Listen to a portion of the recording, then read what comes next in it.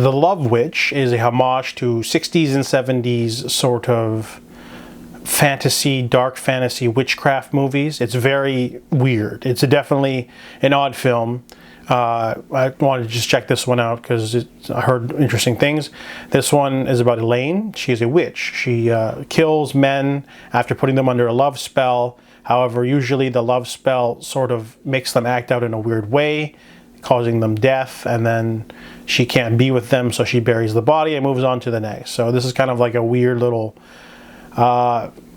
feminist-inspired horror film, but it's more of a campy sort of romance, supernatural. It's a really hard to pin down the genre because they call it a horror film, but it's not really.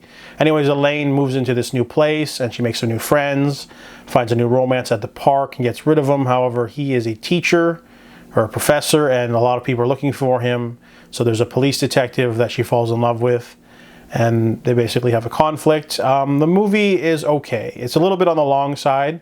There's a couple of musical sequences that are kind of weird.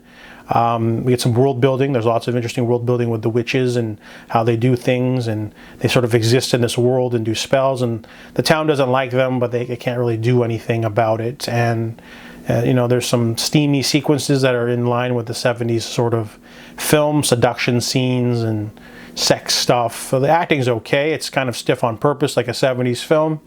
But overall, the movie is an interesting experiment, but I didn't quite love it, but I didn't quite hate it. It could have been a little bit more horror, I feel, and definitely tighter in the pacing because it's a full-on 2 hours.